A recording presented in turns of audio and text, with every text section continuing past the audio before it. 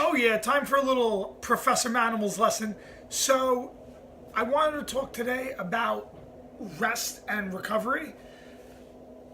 There's plenty of information on how to train hard. A lot of people don't take the time to consolidate the gains from their training. So I just finished a really hard 12-week training camp, cut the weight to 146 pounds, the lightest I've ever been in my life.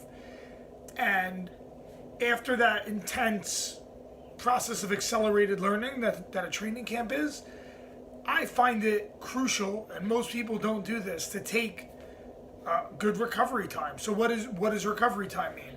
I plan after my fight to go on vacation, right? This way I know I'm not gonna be able to go to the gym and train MMA.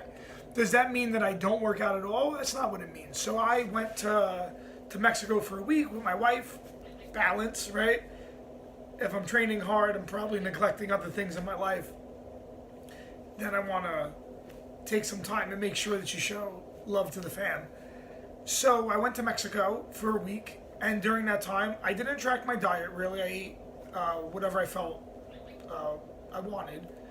But I did do some workouts, but nothing too crazy. Just, I find for me, at almost 40, I need to keep the body moving. If I don't work out at all, I'm gonna just get so tight and not be able to do shit. So in Mexico, I did, some light workouts. I tracked it so I wouldn't go too intense. I wanted to track my intensity, and where normally I look for a lot of intensity, I was looking to not have pretty much any intensity. So I would burn somewhere between 400 and 700 calories during a workout, but I would go almost no intensity. So I would keep my heart rate below 140. I was just going nice and smooth, just letting my body recover, just feeling good. I also upped my sleep. Even though I sleep pretty well, I was making sure that I was sleeping 8-9 hours and then even taking a day nap. So a lot of sleep to recover from all that training. If all you do is train hard, train hard, train hard, you're only going to fuck yourself up in the long term.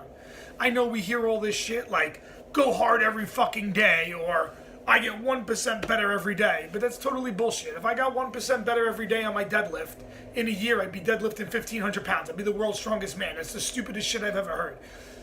Progress doesn't work like this, right? Progress is not a linear path. Progress is a increase, you take a little decrease, an increase, right? You have to, progress doesn't exactly work like that. And then you could also, you don't want to be going like this, get an injury and then be at a lower spot than when you originally started, which can happen all the time.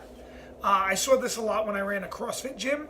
I had a couple CrossFit athletes that were competing in powerlifting, and they go and they download a program off the internet made for Soviet lifters that are, juiced to the gills, and no one cares if they get injured. And these are regular guys. Like, they're good athletes, but my guys, they had regular jobs and they work 9 to 5, and they do this program. All right, I told them they shouldn't.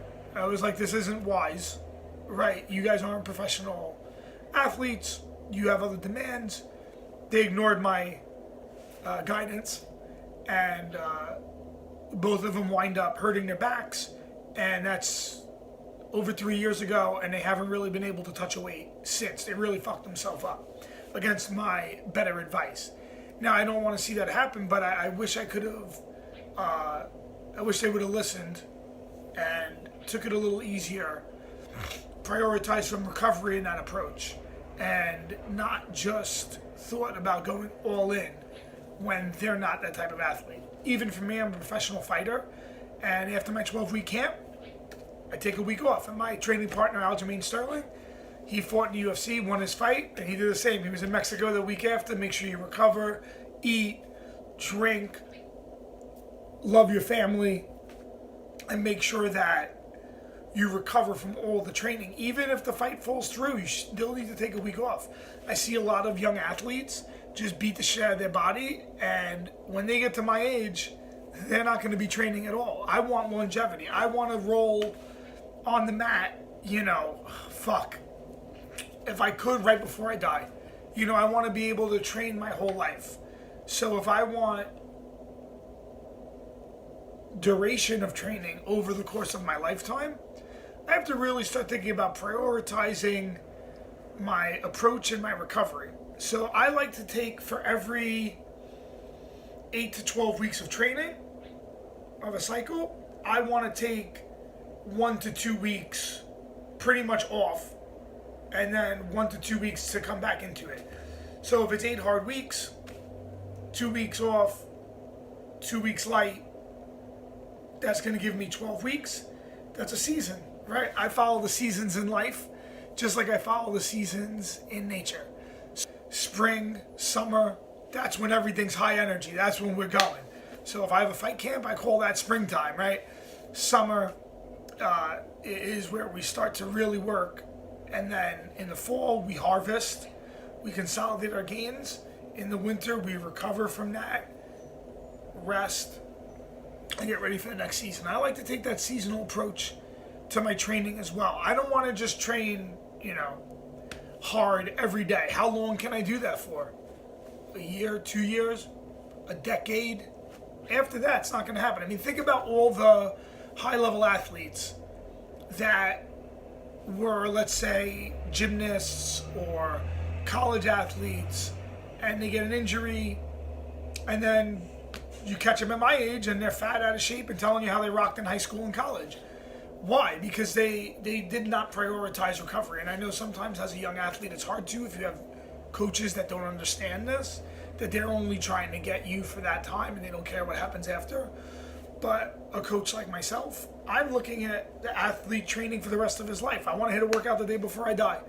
I want to be able to really have a good approach. And also I want to periodize some training and recovery during that cycle also. So I like to take, for every 3 sessions of training, I take a recovery session. And that recovery session could be hot yoga, which I've been enjoying lately, a massage, a day at the spa,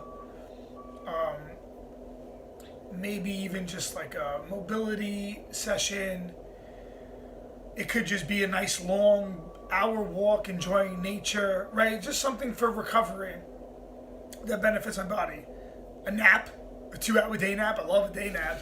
So I want to make sure, even in my own hard training, that there's some recovery time built into that. And if you follow this approach of prioritizing your recovery, you'll avoid injury, you'll avoid getting sick, which a lot of people get sick during training or right after. You'll prioritize your longevity in the sport, and you'll just have a better time as an athlete. You're not going to get burned out. Even like I was listening to Joe Rogan, and Mike Tyson said he can't even work out anymore because it gets him too crazy, because he never had any cycles. It was just kill, kill, kill. And I want to have cycles that I can kill, I could love, I can dominate, I can recover, I could go hard, I could go soft. I want to do it all. I want a full experience of life.